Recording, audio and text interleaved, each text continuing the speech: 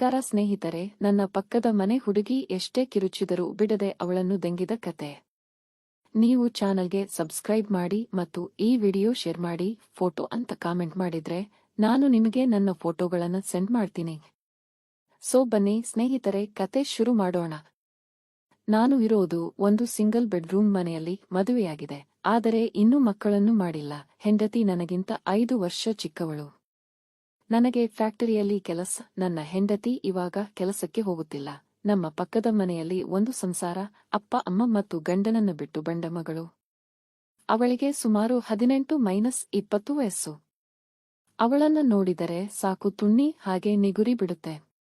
ನಾನು ಹೆಂಡತಿ ಜೊತೆ ಅವಾಗವಾಗ ಪಕ್ಕದ ಮನೆ ಹುಡುಗಿ ಸುಖಕ್ಕೆ ಏನು ಮಾಡುತ್ತಲೇ ಅಂತ ಜೋಕ್ ಮಾಡ್ತಿದ್ದೆ. ಅದಕ್ಕೆ ಅವಳು ಹುಸಿ ಮುನಿಸು ತೋರಿಸಿ ನೀವೇ ಹೋಗಿ ಕೇಳಿ ಅವಳನ್ನ ಅಂತ ಸಿಟ್ಟಾಗುತ್ತಿದ್ದಳು. ನಾನು ದಿನ ರಾತ್ರಿ ನನ್ನ ಹೆಂಡತಿಯನ್ನ ಕೆದು ಬೇಜಾರಾಗಿತ್ತು. ಇದನ್ನು ನನ್ನ ಹೆಂಡತಿ ಕೂಡ ಗಮನಿಸಿದ್ದಳು. ಅವಳು ಪಕ್ಕದ ಮನೆ ಹುಡುಗಿ ಜೊತೆ ಸ್ನೇಹ ಬೆಳೆಸಿದಳು. ಒಂದು ದಿನ ನನ್ನ ಹೆಂಡತಿಯನ್ನ ಕೇಯುವಾಗ ಅವಳು ಯಾಕೆ ಗಂಡನನ್ನ ಬಿಟ್ಟು ಬಂದಿದ್ದು ಎಂದು ಕೇಳಿದೆ. ಅದಕ್ಕೆ ಅವಳ ಗಂಡ ದಿನಾಲೂ ಕುಡಿದು ಬಂದು ಜಗಳ ಮಾಡುತ್ತಾನಂತೆ, ಮತ್ತೆ ಅವಳನ್ನು ಒಂದು ಸರಿ ಕೂಡ ಕೆದಿಲ್ಲವಂತೆ. ಅದಕ್ಕೆ ಅವಳು ಗಂಡನನ್ನ ಬಿಟ್ಟು ತವರು ಮನೆ ಸೇರಿದ್ದಾಳೆ. ಇನ್ನು 2ನೇ ಮದುವೆಯಾದರೆ ಎಂತ ಗಂಡ ಸಿಗುತ್ತಾನೋ ಅಂತ ಹೆದರಿ ಅವಳು ಇನ್ನೂ ಮಾಡುವೆ ಆಗಿಲ್ಲ ಅಂದಳು. ನಿನಗೆ ಓಕೆ ಅಂದ್ರೆ ಅವಳಿಗೆ ಕಾಮಸುಖವನ್ನು ನಾನು ಕೊಡ್ತೀನಿ ಅಂದೆ. ಅದಕ್ಕೆ ಹೆಂಡತಿ ನನ್ನ ಸಿಟ್ಟಿನಿಂದ ನೋಡುತ್ತಾ, ಯಾಕೆ ನಾನು ಆವಾಗ್ಲೇ ಬೋರ್ ಆಗ್ಬಿಟ್ನಾ ನಿಮಗೆ ಅಂತ ತುಸು ಕೋಪದಿಂದಲೇ ಕೇಳಿದಳು. ಆದರೆ ಅವಳು ನನ್ನನ್ನು ಚೆನ್ನಾಗಿ ಅರ್ಥ ಮಾಡಿಕೊಂಡಿದ್ದಳು. ಅದಕ್ಕೆ ಅವಳು ಸರಿ, ನಾನು ಟ್ರೈ ಮಾಡ್ತೀನಿ ಎಂದಳು.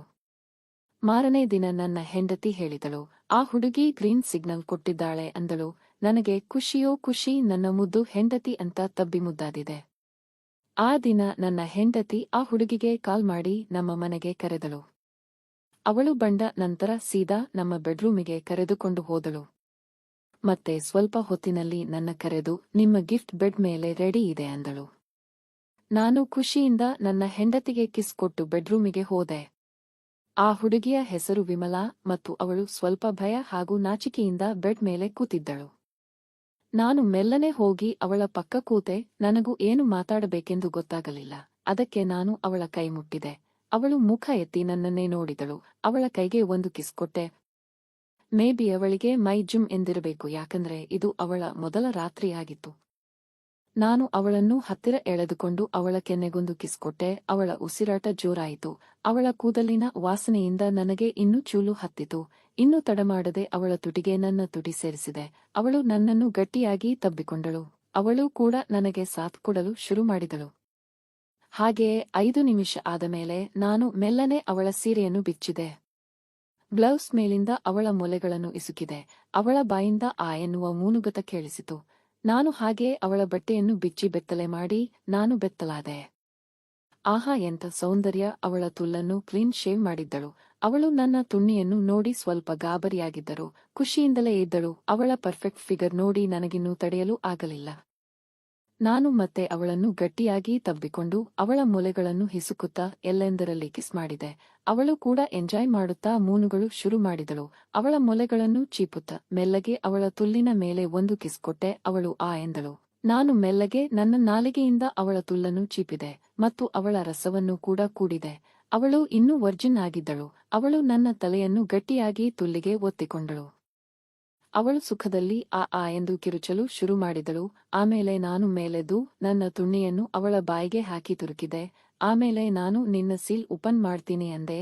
ಅದಕ್ಕೆ ಅವಳು ಸುಮ್ಮನೆ ತಲೆ ಅಲ್ಲಾಡಿಸಿದಳು. ನನ್ನ ತುಣ್ಣಿಯನ್ನು ಅವಳ ತುಲ್ಲಿನ ಮೇಲಿಟ್ಟು ಮೆಲ್ಲಗೆ ಪುಷ್ ಮಾಡಿದೆ. ತೂತು ಚಿಕ್ಕದು, ಅದಕ್ಕೆ ಒಳಗೆ ಹೋಗಲಿಲ್ಲ.